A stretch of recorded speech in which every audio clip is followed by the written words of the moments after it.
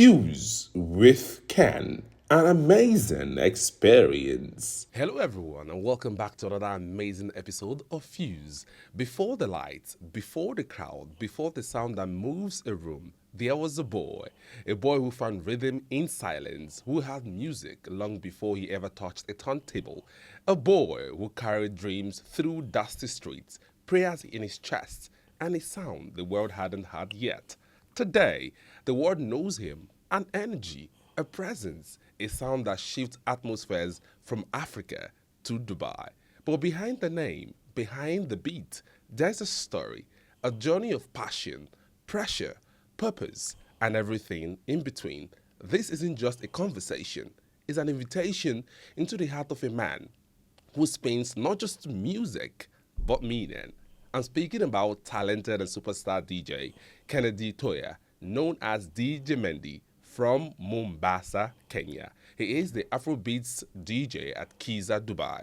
As one of Dubai's sought-after DJs, DJ Mneddy found his niche bringing the best of African music to Dubai while performing at popular African venues. Over the course of his illustrious career, he has rubbed shoulders with African superstars like Diamond Platnumz, Davido, Tubaba, and several other renowned names. So, ladies and gentlemen, welcome, superstar DJ. Thank you. It's been a pleasure, man. How you doing, man? I'm good, Ken. It feels weird calling you Ken because it feels like I'm calling myself. Yeah, like Ken. Yeah. So how's it been? All good, man. How's everything? I'm great and grateful, like I Thank you usually for say. thank you for hosting me here. Yeah, amazing, And amazing stuff. So can't today wait. we'll be, diving into your story. Okay. Behind every, journey, Yes. there is a story. True. So when we see you and when we hear the music, we see you, make the parties happen. Yeah. People, tend to ask the question, what really happened? What really happened to get Especially here? coming from a man from Africa. Yeah. There's a Yeah. story and a very inspiring story. So we're here to get that down to every bit of it. No problem. We're gonna be going on a very I'm gonna go. amazing journey. Yeah. Okay, so tell us, first things first, Yeah. who is DJ Mneddy and what's the inspiration behind that name? Okay. So the name comes from my real name, but it comes from back at home. So we used to have this thing, yeah, where I'm gonna use an example. I'm trying to figure. Okay, let me just throw in a name. Let's say someone is called Tom. So we used to put like Tom, whatever, like in between. All right. Either or G. All So it right. will G Tom, G whatever. So mine, people want to say Kennedy, but then Kennedy kind of sounded too long. So Okay. this guy just came up and said Mneddy, and it was first Mneddy, and then Mneddy sounded weird. Then it was like Mneddy. Mneddy sounds so cool. So that's how it stuck. So it's been a nickname right after high school. So I just flew with it. Like I was okay, Mneddy. That's gonna be my name. Amazing. The- Maybe, for me, Kenneth is my full name. Yeah. Like that's my, but along the way, I noticed some persons, it's kind of, Yeah. so I was like, okay, Ken. Yeah, And, Ken. and it's easier. Funny enough, I don't know. I don't like people calling me Kennedy. So maybe people will find out about my real name from this podcast. Most people don't know my real name is Kennedy. People know that my name is just Mneddy. Oh, nice, Yeah. nice. Okay, so let's look at life for you growing up as a kid in Okay, Kenya. yeah. How was that? Can you paint that picture for us? It was, how will I say, normal middle class upbringing. Yeah. You know how life in Africa will be, like just the normal stuff. Like how can I put it? Waking up, going to school on like school days, All right. on the weekends playing with other kids. Well, upbringing, but I remember because my dad used to be a DJ too.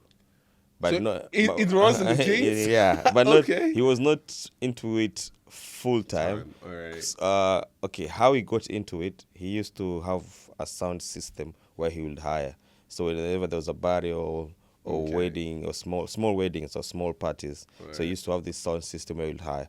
So I remember those were my early glances of now getting into touch with the sound and seeing the vinyls.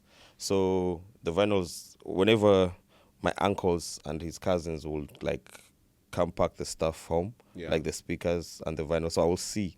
So there's a day I even remember, I think I need to find that picture, the first picture of me on a vinyl. So my dad was just testing things. So he was just there holding me on his, like sitting on his laps, and he was just there doing his things. I was just watching. So yeah, basically that's the color. So I will see that like in and out, that one coming. Then I used to love to listen to radio when I was still in a young age. So I don't know, like it was just like it was meant to just connect. happen. Yeah. And let's look at, growing up in Mombasa, Kenya, Okay. as a kid. Yeah. Yes, you established that, you saw your dad do Doing music. yeah. Of course, you were born into it. Yeah. But what did you dream of growing up as a kid?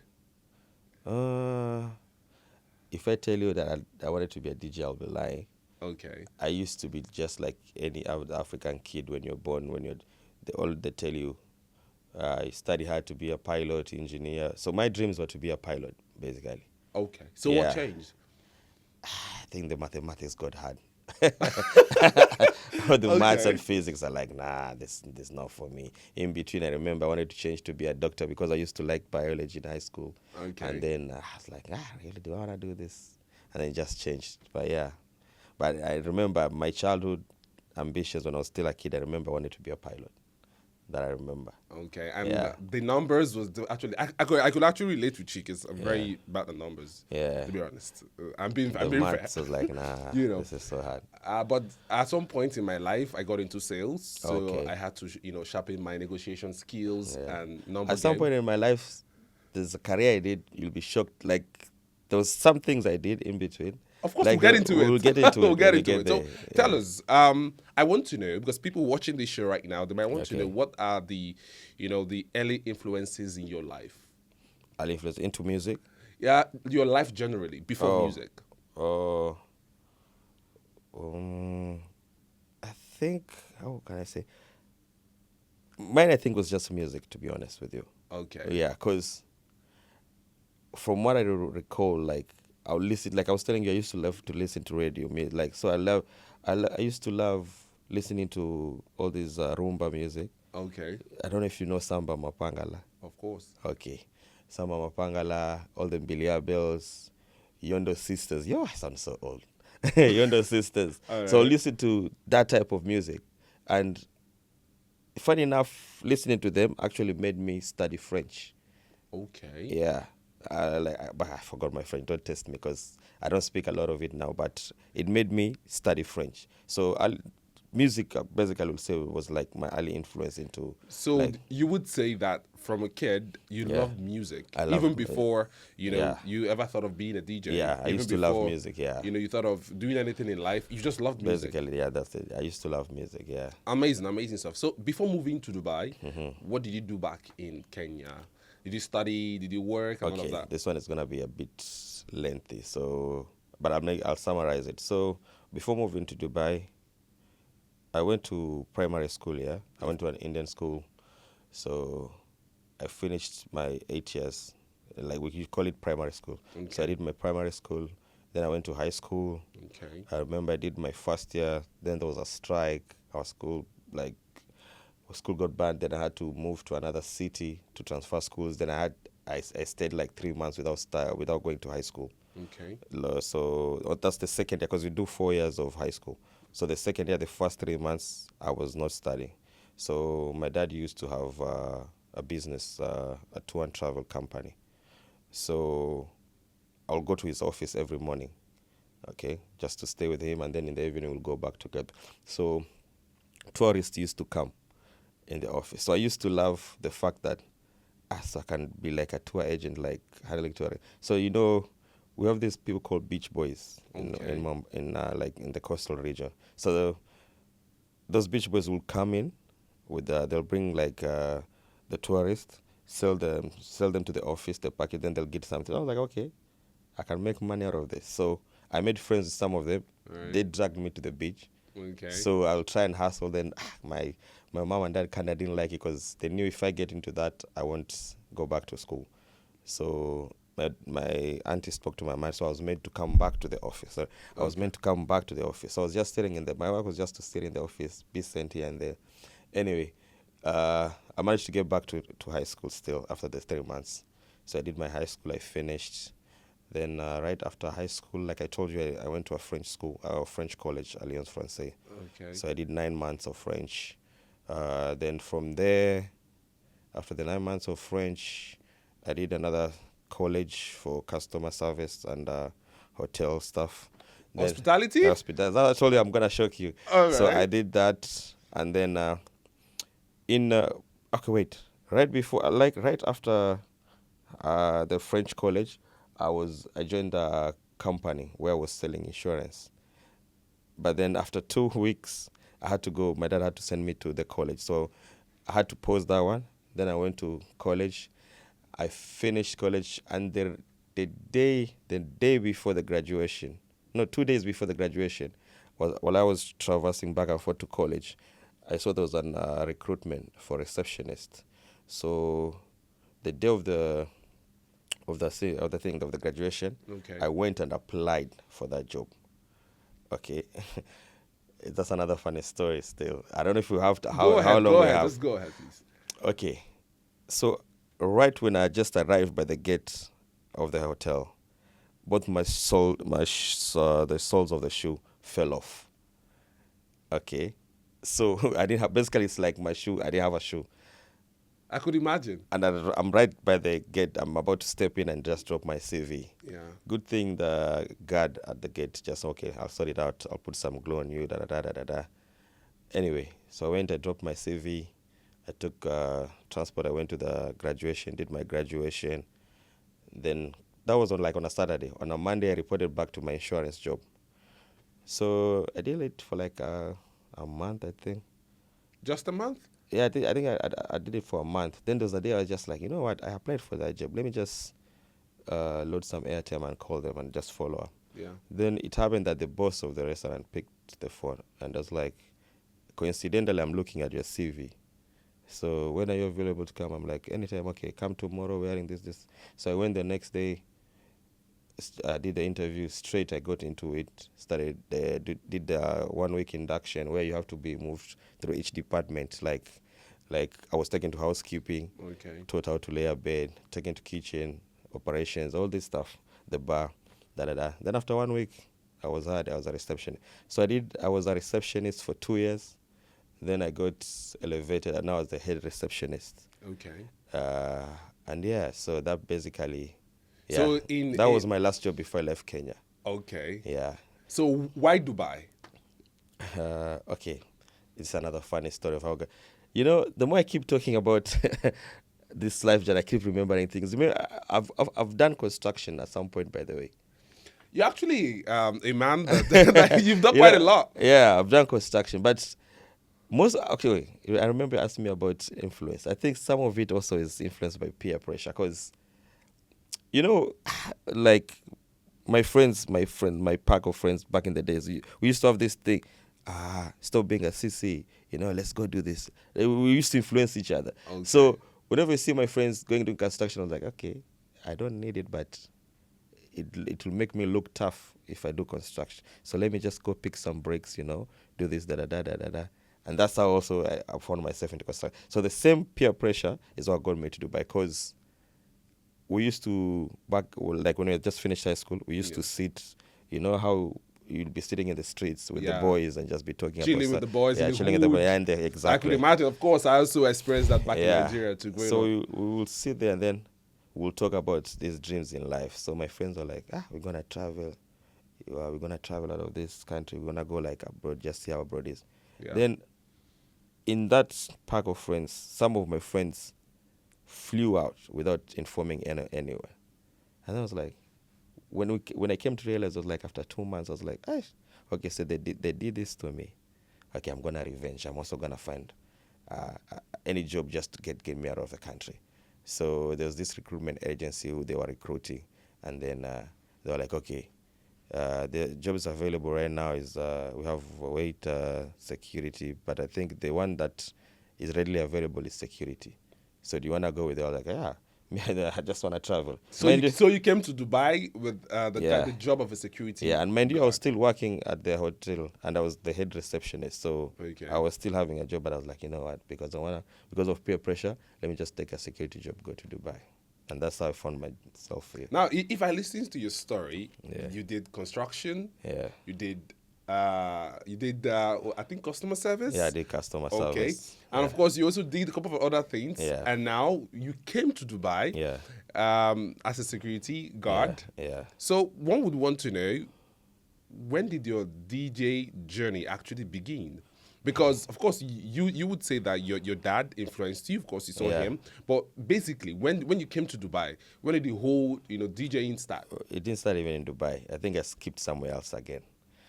You Okay, remember? take us back, please. Remember when I told you that, there were so many hustles that I used to do in between. Yeah. I think I was just trying to find a footing. But so there was so many hustles I was doing in between. All right. I forgot to mention I used to sell SIM cards. How many things did you do actually? 'Cause We will walk I will walk there's a distance I remember I walked. It was quite far. I can't remember in terms of kilometer, but it is like an hour walk, an hour 15 minutes walk, just going from shops to shop just to sell SIM cards. Anyway, just also okay. So you remember that guy I told you who gave me the name Mneddy, DJ Mneddy? Yeah. So he used to have a store where, I don't know if it sounds illegal, where you used to pirate CDs. Okay. If you used No, to back in the day, it was like a practice. Exactly. You know. It was illegal though, but it was illegal, it but was we used happening to- a lot in Africa. Yeah. So we used to do that pirate CDs. Like someone would come say, okay, I need this compilation of songs. So we load them. Then, okay, I need these movies. Load them on the CDs. Okay. That whole thing was even before flash drives. So that's when I came across the software, that virtual DJ. So I was like, okay, I love music. I know this because I remember also when I told you I used to listen to music in the radio station. Yeah. I will dub music. Like I'll wait for my favorite song record.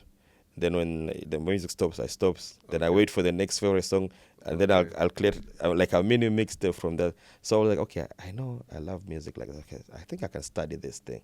So I used to practice. I just used to practice. And you remember, I think there was no YouTube back then, if I remember well.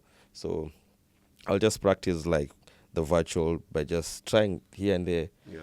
And then by luck, there's a guy who used to supply us music. All right. He came and was like, you good at this? I'm like, no, I'm just trying. I said, okay, let me show you. The guy did magic on that thing. Like, he was a pro on that software. I was like, you know what?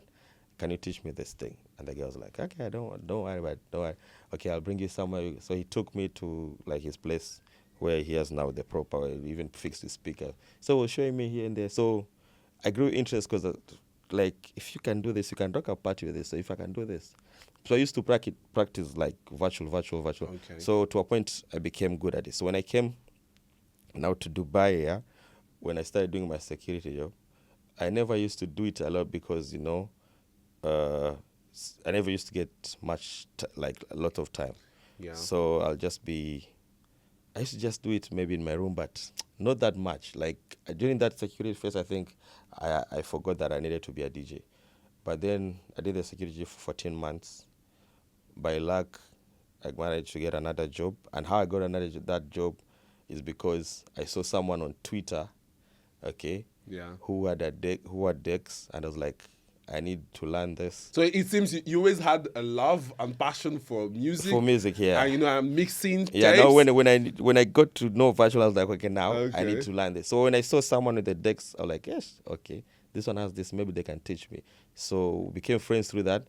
But then they were not like professional DJs. They just bought it because I think also they loved music and they loved to be, but they just bought it to have it. Okay, it's here. All right. So I was like, I don't like this, my security job. So that person is one who connected me to their company, and I got the second job now, my second job in Dubai, which I used to work as a customer service agent at the airport for a car rental company. I don't think I'll mention it, but yeah, nothing bad, none bad blood, but I just don't want to mention it. So I used to work there as a customer service agent. Now, with this job, at least I have free time, and I was no longer staying in accommodation. I was staying outside. Okay. So I have a friend of mine. He's more like my brother. Shout out to Elvis. He told me, instead of you renting outside, come stay at mine. Okay? Yeah. So back then, he was in uni. So when I was staying at his place, whenever I'm off for free, or if I'm not doing night shifts, we'll move around a lot with him. So, uni kids, they'll just be having lots of parties. a lot of time and parties, Guess what I did? Got my laptop, had my virtual. I still had the skills. My skill didn't disappear. I just didn't have the equipment. So whenever I'll just carry my laptop everywhere. Whenever we're going outside, I'll always have my laptop. So if we stumble upon house party, either we know the people or we don't know the people, I'll be like, you know what, I'm a DJ. Oh yeah, sure, connect. In the house, we'll just connect it to the house speakers and then just start rocking a party. That's actually incredible, though. When we're just chilling, that's how I'll rock a party. And that's how, if I remember, that's how my journey began. Now, if we look at how the journey began as a DJ, the busy music, one thing is very crystal here: the fact that yes, you had it in you. Yeah. Okay, I think you're actually born with it. I would say because Yeah. that passion is really amazing. And despite what life threw at you, Yeah. you still knew that I wanted to do this. Yeah, true. Because I could actually relate with people that came into foreign countries, even to Dubai, Yeah. with a very low job. Yeah, true. The normal person will like, okay, I'm getting this job. Let me just Yeah, stay here. let me just stay So I here, yeah. want to know, even when you got that first low job, what made you still push to still do? Okay, I want to do this.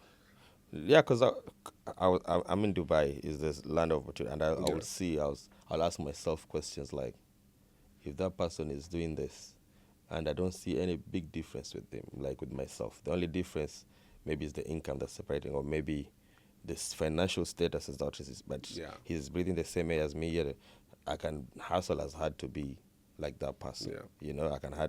I can do as much to be like that person. So I'll push to whatever I can to see where like my push is gonna get me.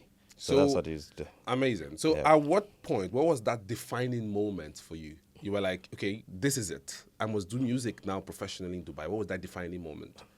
Okay, I think that one comes further, because even these parties that I used to do, Because it was still indoors, like these parties, I was like, okay, it was just the fun and hype of it. Like, okay, I'm going to do this. Maybe ladies love it. Okay, I'm sort of getting. I don't want to say still a name. It was still low, but I was still getting that name. Like a few pockets of circles. Like, okay, they know there's this kid who's doing this.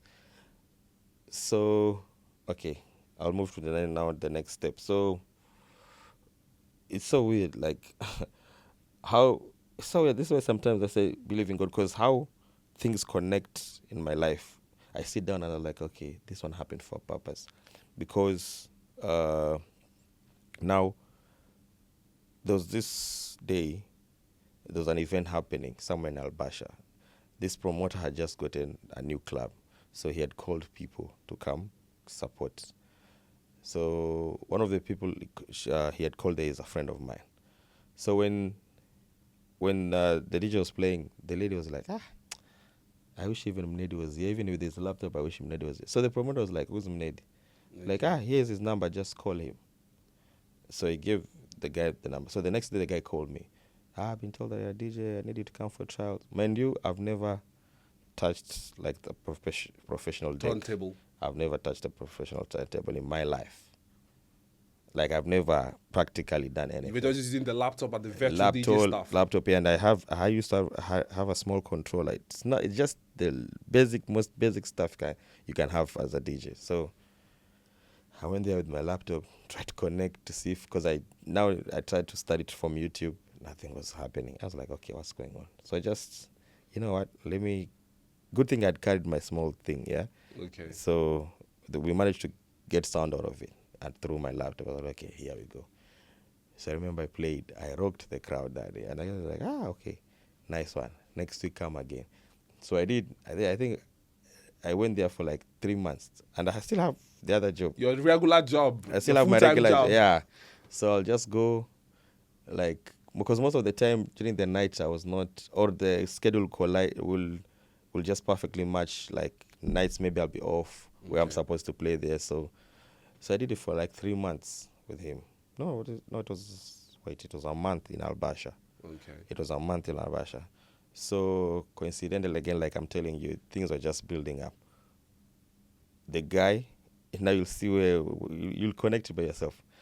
The guy was called to be a promoter at which place? Kiza. And that's how he took me to Kiza. So that's how I started playing for him, like as a promoter, not like the DJ there. Okay. So I did it for like 3 months, but then there was issue with finances because I think it didn't even pay me, but me, I was doing it out of passion.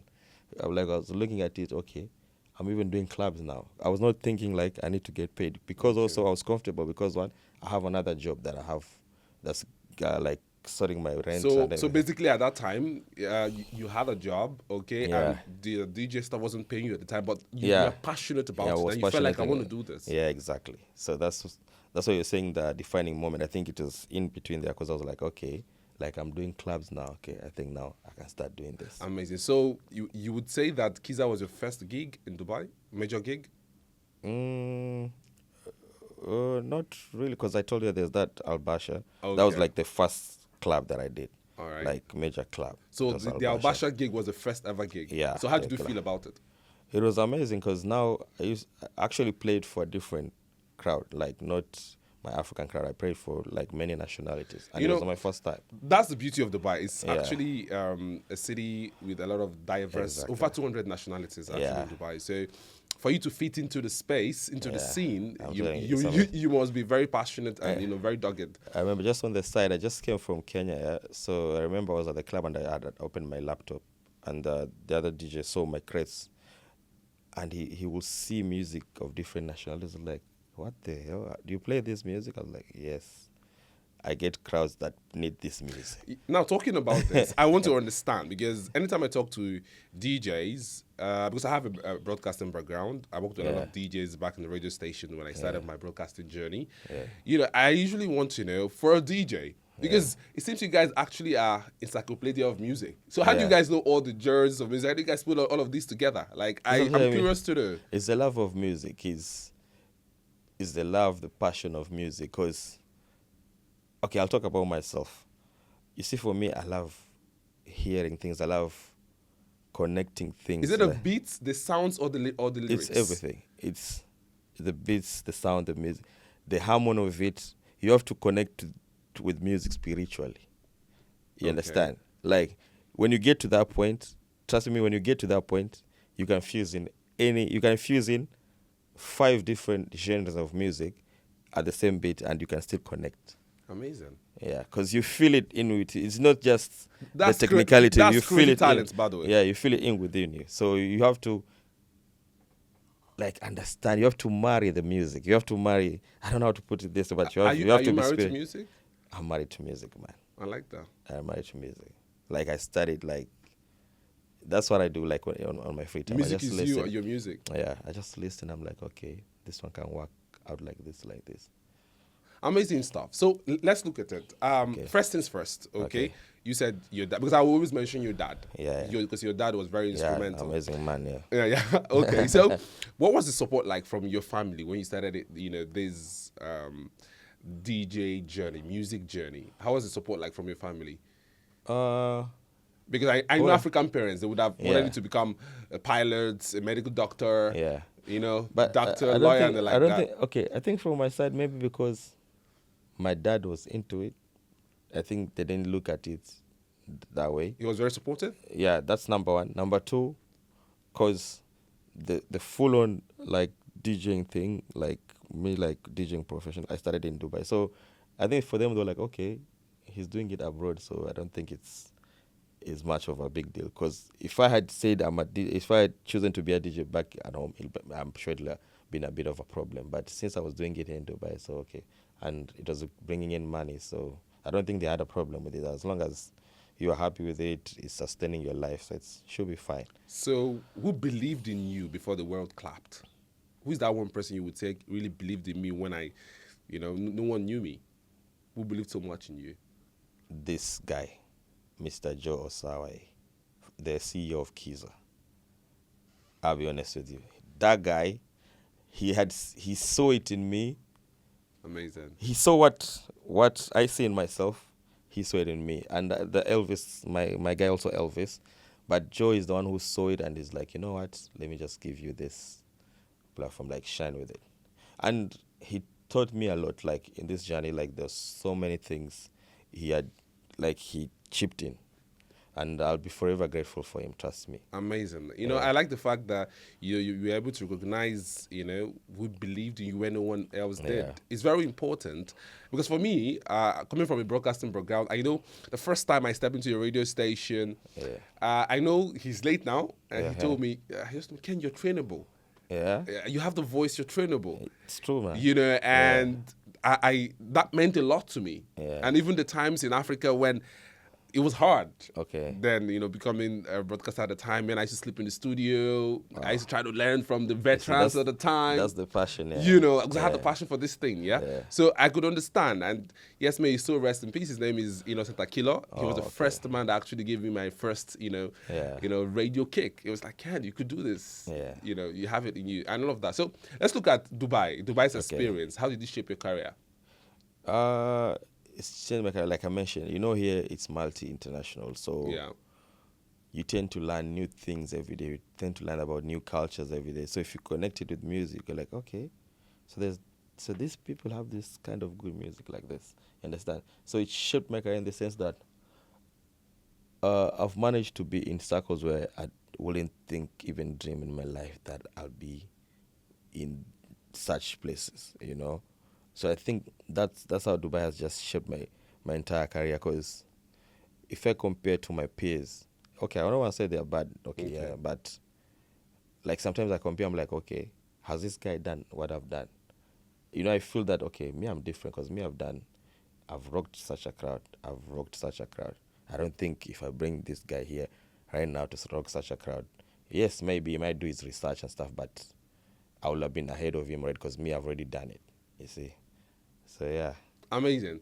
When we look at the Dubai's, music scene with the, diverse cultures and nationalities here, people will want to say that, okay, how were you able to fit in? And I want to ask, because oftentimes people have said that music is a universal language. How true is that? It's very true.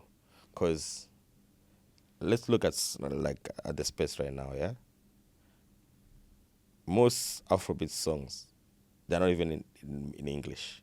They say the pidgin, or the Nigerian language, maybe Igbo or Yoruba. Yeah. But still people vibe to it. Crazy. You see? So that's just to answer that's how true it is that music is a universal language. Because if they can't even understand that language, but they can still vibe to it, so that means they understand that vibe. So that's why they're vibing to it. Amazing. If we talk about that, I don't know, of course you should know skills. Yeah, skills. He did one song like 10 years ago, Shake Body. Yeah. And now that song is very big. It's so big in Europe right now, especially in Spain. And that's because a footballer, Yamin Yamal, I think he was vibing to the song on TikTok. I think I saw a video on I TikTok. could tell he does not even understand the lyrics, actually. Yeah. But just the energy, the vibe, You see now it's trending now. And that song, for DJs, you can never go wrong with that song. Even before this Yamal thing. Like that song, as recent as of this weekend, I played it and people went wild. You can imagine. And then imagine Yamal has done his thing. Now it's going to trend again. It's trending like crazily. Like I think that was last week when Barcelona, they were actually warming up for a game. It was being played in the stadium and that was big. Imagine. For a music artist, 10 years after the record.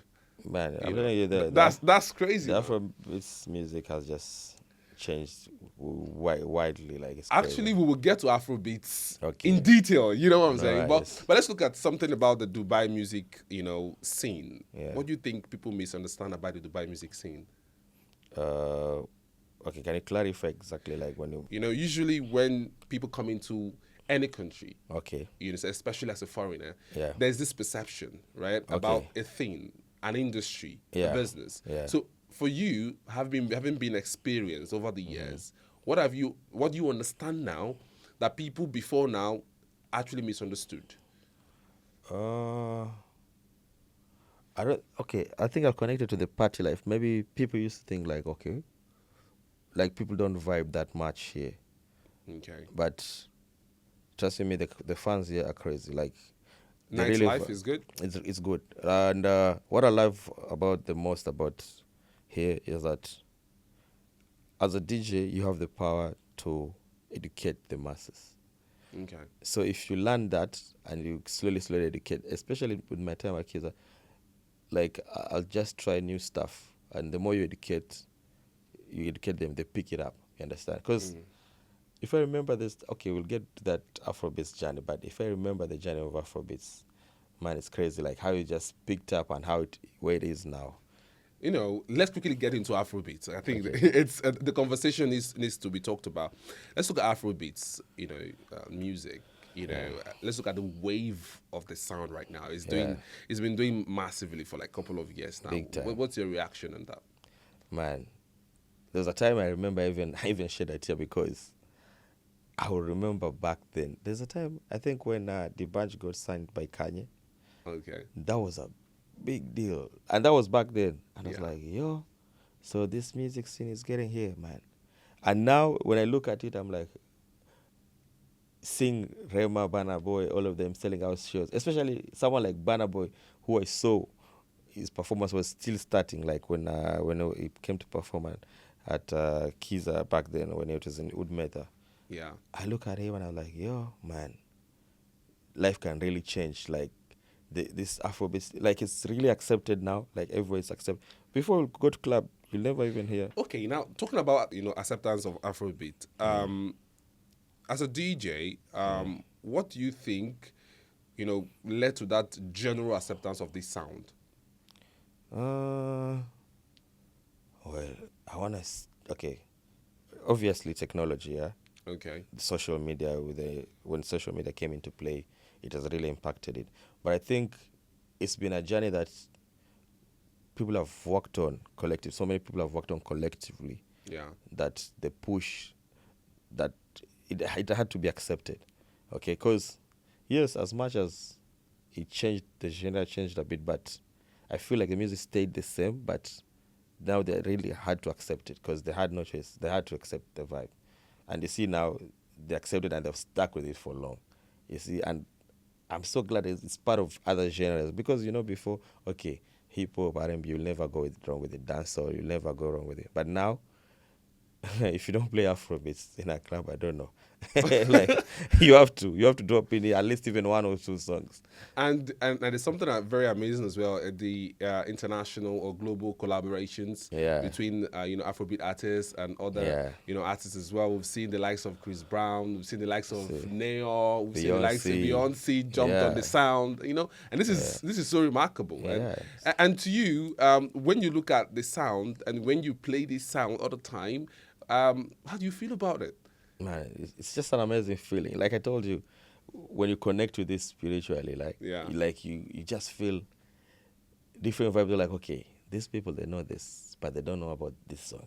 So let me just connect this one with this and let me see their reaction. And you see, with time, they get to pick it. Okay, when we look at, a DJ, the job of being a DJ, what's the hardest part of being a DJ? Of course, trying to please everyone. That one's hard. But then again, you can't. So how hard it is? It's hard because, okay, this is the first thing I used to tell myself back then. Yeah. You're going to the club. You're going to meet a lot of people. Every single person in there has their own stress. Maybe this one has broken up with their boyfriend, their girlfriend. This one has lost their job. This one has that. This one has that. So it's my sole responsibility to make sure that those people or whatever, everyone is there thinking about their thing. For that 1 or 2 hours, they'll not think about whatever is going on in their life. So you have to make sure you jam them like so. So you can imagine now trying to create that thing with different people. So that's something it's a bit hard. And sometimes, especially like here in Dubai, when you're playing for a multicultural. Yeah. Okay. I'm busy playing Tanzania music. Then the Uganda show up. Like, can you play Uganda music? Okay. You play the Uganda music. The Tanzanians, the Kenyans, maybe they don't understand. They don't connect with that. But then you have to try and please everyone. So you I think what we have to talk about that. the process of pleasing everyone as a DJ. Because I've gone to parties, when the DJ is playing a particular song or has been playing series of songs and people are requesting, we need this jam. But how is it like? Walk us through that journey. Paint a picture for us. No, it's really hard actually because sometimes you have to think, okay, do I please 2 people and displease 100 other people, or how do I do about it? Okay, I can do it. Maybe I can find a way to Okay. do that. Okay, but then you look at the just possibilities. Is it just possible or it's not possible? If it's not possible, sometimes you just have to accept it and just disappoint the person. You'll be like, you know what? And that's the number one thing that DJs don't like. Request. Ooh. Sometimes you can come with their requests at the wrong time. Okay. You can imagine that. You can imagine you're busy playing Skelewu, and then someone comes telling you, can you please play for me African Queen? And I want you to picture that in your head. Yeah. The energy in the room, Skelewu is bumping. High tempo music. And then someone just you, goes, can you please play for me African Queen? I want to dedicate it to my girl here. She's here. I want to dance with her. You see, Yeah. you need to sort out. This guy wants you to please whatever he wants to. He wants Yeah. to show to his girl, yeah? Yeah. But then there's another 200 people here that you are also pleasing.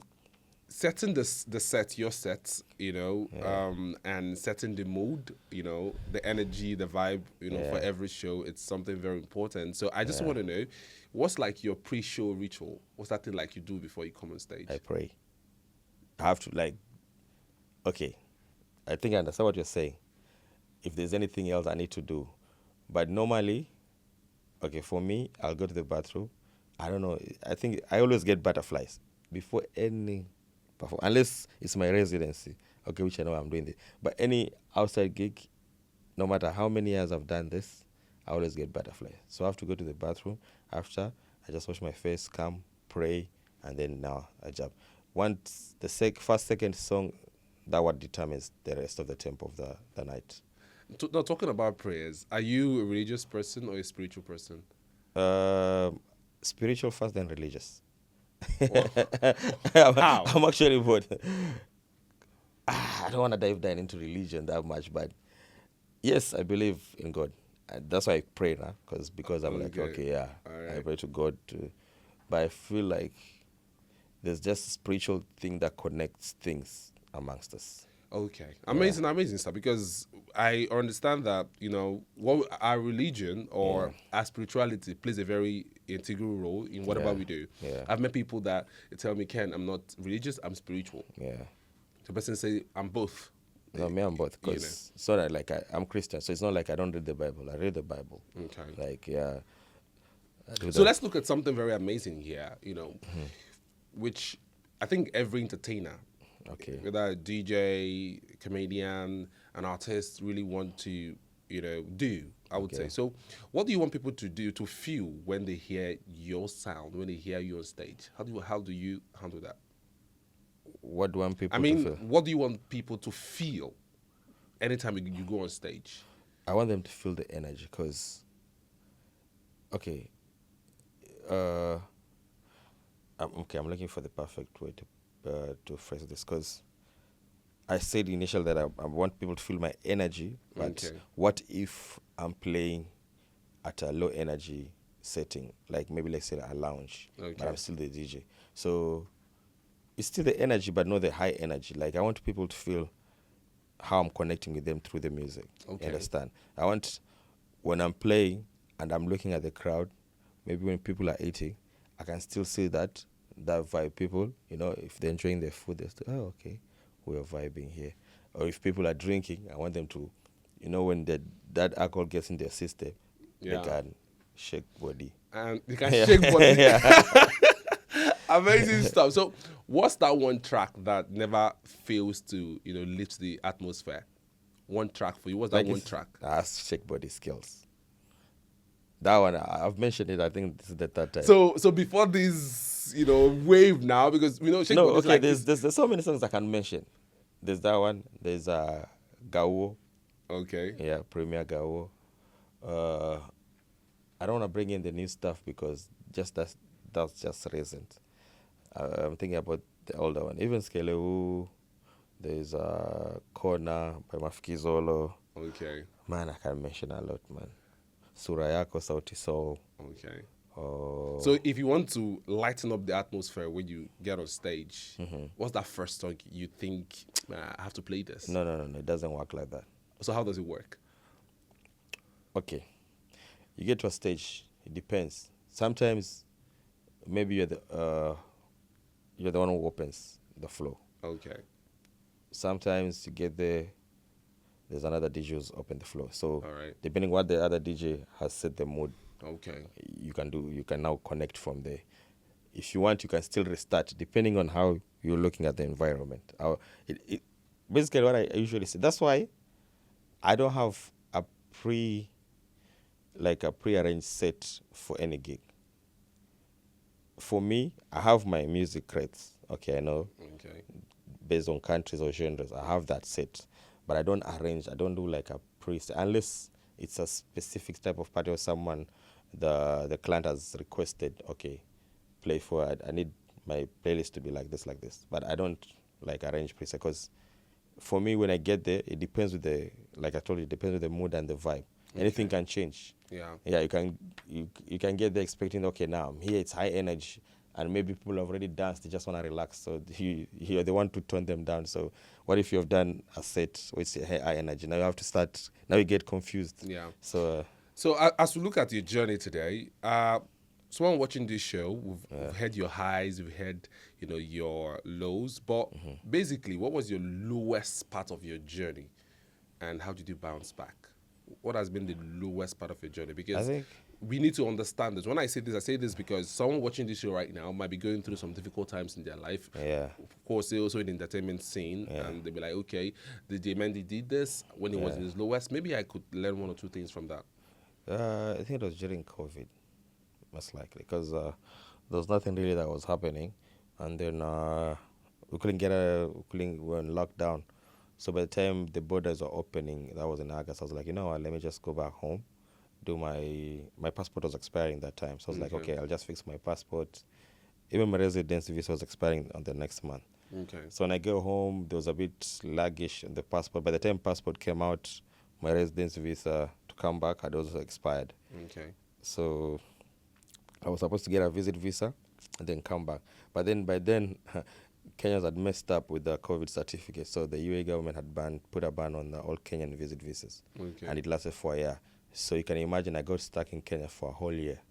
So what were you doing back in Kenya for like a year? Man, there was a side story that I wouldn't want to share here, but yeah. So that one happened. It got me into depression. I was lost in the scene, and I was like, I was talking to a friend of mine, and my friend was like, that time I was really wondering. I was like, okay, I forgot myself for a few minutes because I was like, okay, this is Mneddy. I have my talent. It doesn't mean that my talent only works that I was in Dubai. But in fact, I started my thing here. Why am I not getting shows here? I remember I did only 1 or 2 shows, only I think, and then so I was just super low key. I just went off radar. So you actually mentioned that in that 1 year you actually went into depression. So how did you bounce back? Because it's very important to know that. How did you bounce back from that very low moment? No, I think I just accepted, and I'll say special thanks to we're not officially married, but I call her my wife. Okay, so she held me down. Like she was like, you know what? She was always telling me this, like, you need to know your what. You need to know who you are. You are Mneddy, and another special thank you to Keys also, because they didn't let me go. They were like, you know what? Your slot is still open. Anytime when you're coming back, let us know. You see? So I was like, okay, I still have a job. I still have somewhere I can start. And she was feeling like, you still have your talent. It's not like you've lost everything. You still have your hands. You have your brain. You can still go back and rock. So I just made my way. I think the ban was lifted for the Kenyan visas. Then I managed to come back. So when I came back, the first day I rocked the stage, I was like, okay, so I still got this. Okay, now this time I'm going as much hard as I can. And that's how. Amazing. I like the fact that, you had a very supportive partner. Yeah, she's very, very supportive, man. Trust me. Even till as early as of this morning, like she always keeps pushing me. She's always telling me, keep believing in yourself, like as long as you're alive, you can breathe. There's nothing in this world can stop you, my guy. Amazing. It's good to know that. So tell us, as we look at your journey, are there any artists, globally or or locally, that really shaped your style?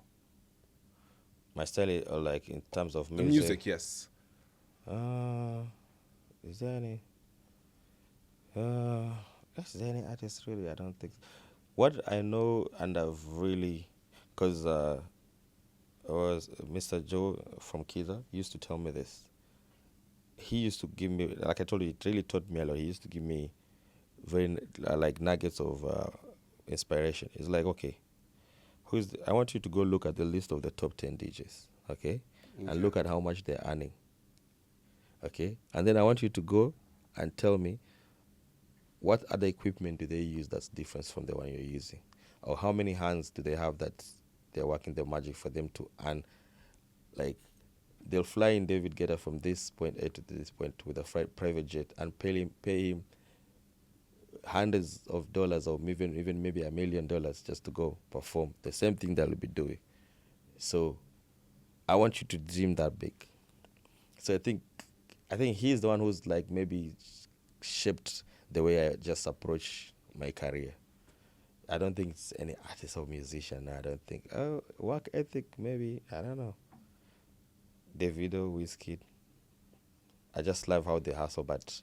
See, I want to put you on the spot a little bit. Okay. You know. Okay, I know where this one is going. I want to put you on the spot because when we look at Afrobeat, especially the new generation, we'll talk about Wizkid and Davido. Yes. I know you've been able to, rub shoulders with the likes of Davido when it's come here and all of that. But between both artists, I'm Nigerian, all right? So we know, Davido is the 30 BG and the Wizkid is the FC. So between the FC and 30 BG, where do you pitch your tent? Yeah.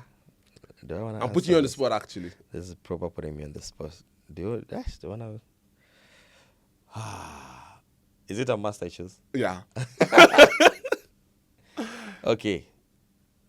I love the video. I love his music, but I think I'll pitch my tent on the Wizkid side. Why Wizkid? I've met him face to face. Okay. He's one humble guy, and his DJ Tunes is a good friend of mine. Okay. So I've been in that stable, and I've not seen any pompous thing coming like it was just cool vibes, easy vibes. So I can just tell myself, okay, that's why I'm choosing Wizkid, because 30 BG I've never been into them that much, but yeah. Amazing stuff. I just hope that the reception you get from this will be nice.